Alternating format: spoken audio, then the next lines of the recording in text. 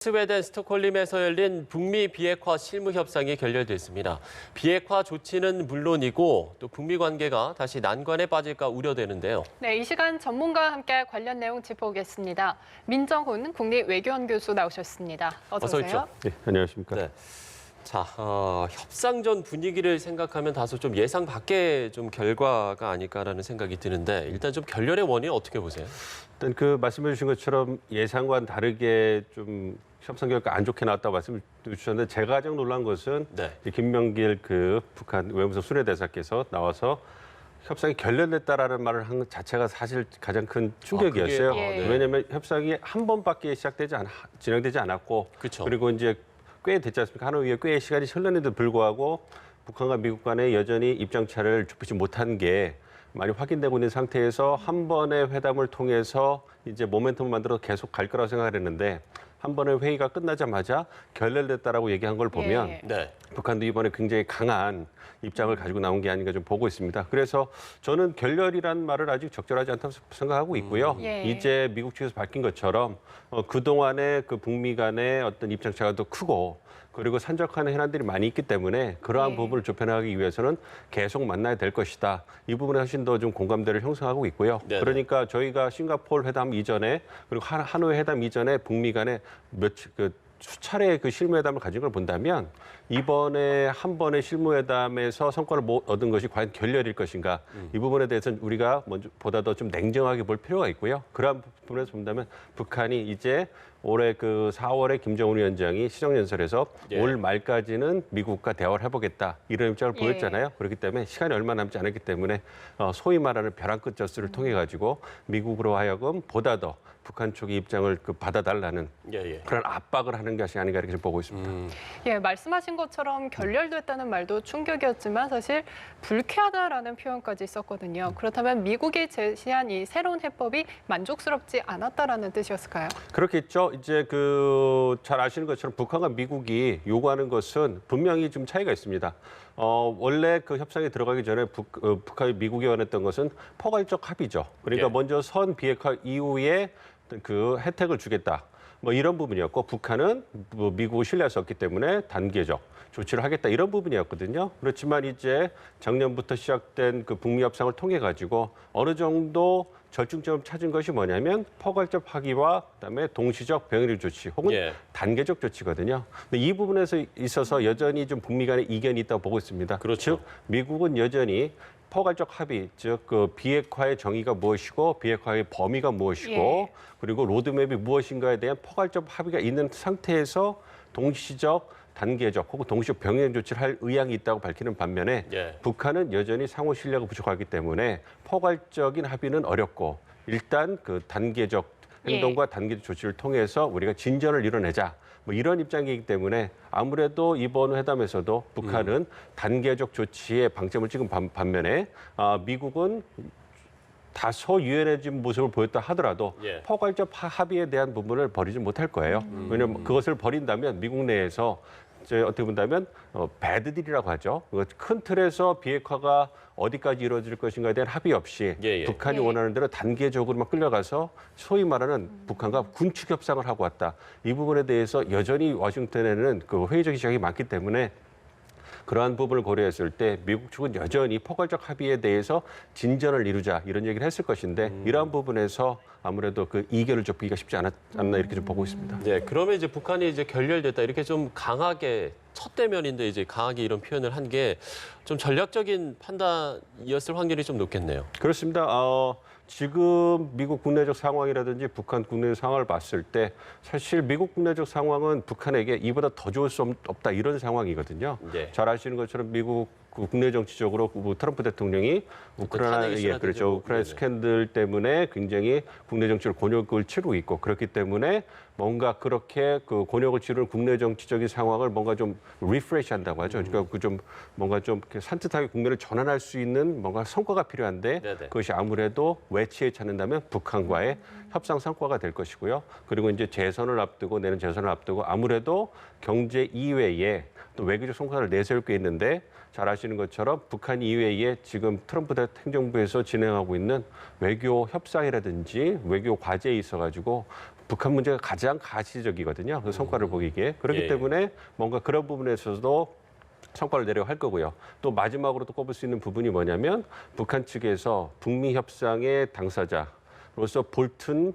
보좌관하고 폼페이오 장관을 굉장히 비난하지 않았습니까? 예. 근데 볼튼 보좌관이 경질이 됐고요. 그렇죠. 그리고 두 번째로 폼페이오 장관이 여전히 건재하지만 우크라이나 스캔들의 그 연루가 되면서 굉장히 입지가 좁아졌거든요. 예, 예. 이 얘기는 뭐냐면 그 폼페이오 장관이 국내 정치적 문제를 신경 쓰느라고 북핵 협상에는 그렇게 큰 노라든지 반대를 할 수 있는 여지가 적어졌다는 것이죠. 이렇게 본다면 북한으로서는 굉장히 좋은 판이 열린 것이죠. 네. 그래서 이런 걸 이용해서 이제 자신들이 보다 더 강력하게 요구를 해도 트럼프 대통령이 처한 국내 정치적 요건 때문에 우리의 어떤 입장을 받아들일 여지가 커졌다.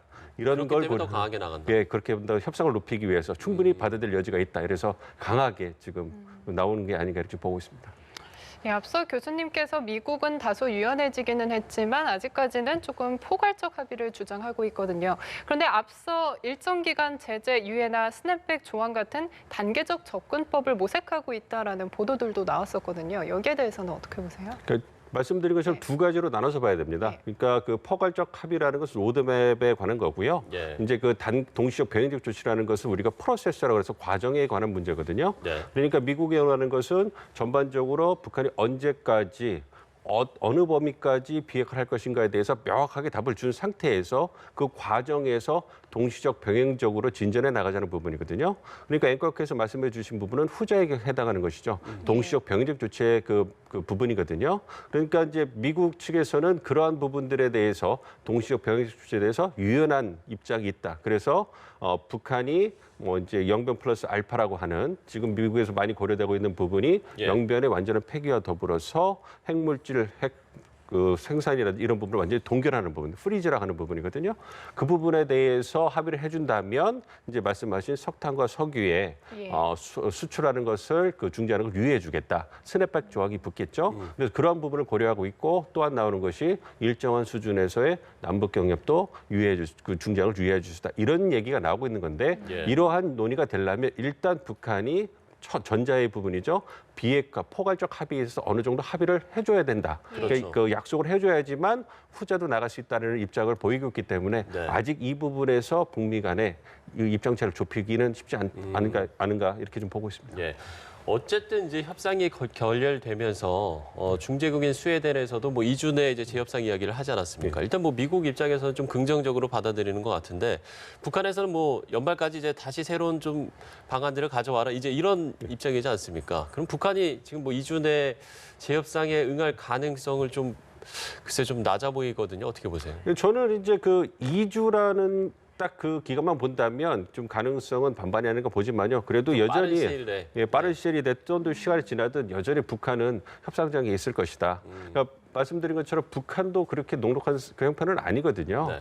이제 어쨌든 트럼프 대통령 요인이라는 것을 분명히 고려를 하고 있을 겁니다. 왜냐하면 과거의 미국 대통령 지도자들에 비해서 트럼프 대통령은 어떻게 보면 예외적이죠. 예. 그래서 모든 것을 내려놓고 일단 김정은 위원장을 만나줬는데 그 부분은 사실 기존에 어느 대통령도 할 수 없었던 것이고 그다음에 워싱턴에서 잔뼈 걸군 정치인 출신의 대통령이 또다시 대통령이 된다면 과연 트럼프 대통령과 같은 그런 입장을 보일 수 있을 것인가. 이거에 확실함이 없거든요. 그래서 북한 입장에서도 트럼프 대통령이 있는 상황에서 뭔가 진전을 이루고 싶어 할 것이고 그리고 이제 북한 내부적으로도 이제 경제 발전 5개년 전략을 세웠는데 어느 정도 성과를 보여야 되지 않겠습니까? 그게 이제 내년까지인가요? 그렇죠. 내년까지요. 내년까지 해서 내후년에 뭐 당대회를 통해서 성과를 자랑을 해야 될 건데 그러려면 올해까지는 뭔가 제재를 풀어주거나 체제 안전 보장의 조치에 있어서 뭔가 성과가 있어야지만 대내적으로 어떤 그 설득과 메시지가 필요한 거거든요. 그런 부분을 본다면 북한도 굉장히 절실한 부분이기 때문에 북한이 지금 한번 협상 때문에 결렬됐다,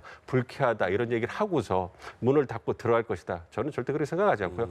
만약에 문을 닫고 들어갈 것 같았으면 이런 것이 없이 공식적 성명을 통해서 하고 그냥 들어갔겠죠. 예. 그러니까 북한의 어떤 외교 전술을 본다면 여전히 판은 열려 있을 것이고 이제 미국 측에게 보다 유연한 자세를 달라. 그래야지만 우리가 나갈 것이다. 어떻게 보면 벼락권 전술을 씀으로써 강하게 압박하고 있다. 이렇게 보고 있습니다. 예. 그리고 이 점도 짚어보고 싶습니다. 이 북한과 미국 각각 실무협상 대표단의 면면이 바뀌고 열린 이 첫 자리였는데 북한 김명길 대사와 미국 비건 대북 특별대표의 첫 대좌 두 사람의 협상 스타일이 조금은 다른 것 같은데 앞으로의 케미는 어떨까요?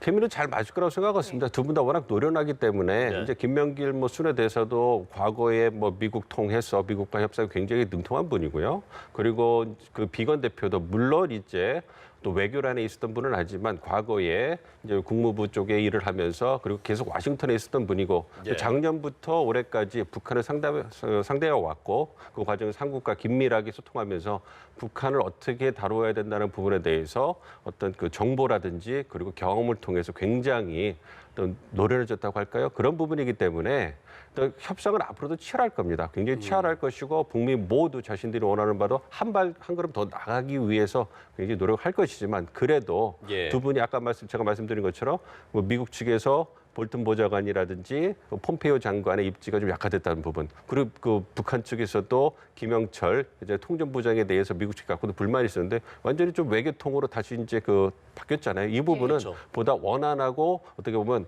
능숙한 보다 좀 전문적인 어떤 협상을 할 수 있는 판이 꾸려졌고 그러한 전문가들이 배제했다 이렇게 보고 있기 때문에 앞으로 협상은 정말로 저희가 과거부터 봐왔고 그리고 앞으로도 기대하는 정말 치열한 어떤 머리싸움, 기싸움에 의한 어떤 그러한 협상되지 않을까 이렇게 기대를 하고 있습니다. 아직까지 대화의 문은 열려 있고 긍정적인 협상을 좀 기대해 볼 수도 있을 것 같은데요.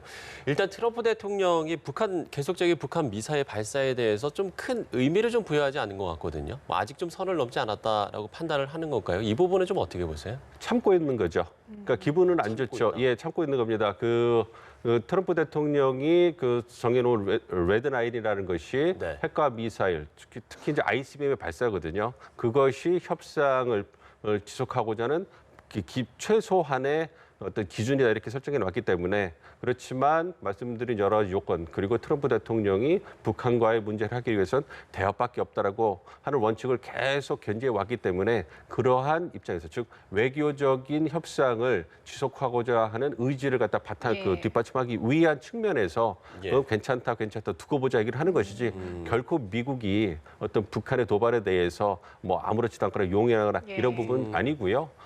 트럼프 대통령은 김정은 위원장과 탑다운 어프로치에서 어떤 가장 중요한 협상의 위치에 있는 분이기 때문에 그런 부분에서 어떤 자제를 하고 있는 거고요. 국무부 차원이라든지 국방부 차원에서는 비난의 성명이 많이 나오고 있습니다. 그런 걸 고려해 본다면 미국 측이 결코 용인하는 것이 아니고요. 어떤 외교적 진전을 위해서 그냥 인내하고 있는 것이다. 그 부분에 대해서 북한도 분명히 깨닫고 현명하게 행동을 해야 된다. 이렇게 말씀드리고 싶습니다. 미국이 참고 있는 것이라고 말씀을 하셨는데 북한이 조만간 신형 잠수함 추가 발사 시험을 할 것이다라고 보도를 했거든요. 그렇다면 이 단계로 가기까지 북한이 고려할 만한 사항은 뭐가 있을까요? 일단은 북미 협상의 진전 상황이겠죠. 북미 협상이 예. 북한이 원하는 만큼 진전이 잘 된다면 그럴 가능성은 많지는 않아 보입니다만 굉장히 치열한 협상이 될 거라 보고 있습니다. 그래서 추가로 SLBM을 발사할 가능성은 여전히 열려 있다. 예. 그렇게 보고 있거든요. 그렇지만 협상이 북한이 원하는 잘 진전이 돼서 이런 협상 진전 분위기에 찬물을 끼얹을 수 있는 또 다른 도발이 북한 측으로 봤을 때 전략적으로 도움이 되지 않는다. 이렇게 고려를 한다면 좀 자제를 할 것이고요. 그렇지 않다 그러면 또 추가 발사 도발에 대해서 명분을 쌓아놨기 때문에 어떤 상황을 봐서 발사할 수 있지 않을까 이렇게 좀 예상을 하고 있습니다. 예. 자, 앞서 말씀을 드린 대로 스웨덴 스톡홀름에서 열린 북미 비핵화 실무 협상이 결렬이 됐습니다. 그럼에도 대화의 문이 열려 있고 앞으로 좀 상황들을 지켜봐야 할 것 같습니다. 네, 민정훈 국립외교원 교수와 이야기 나눠봤습니다. 오늘 말씀 고맙습니다.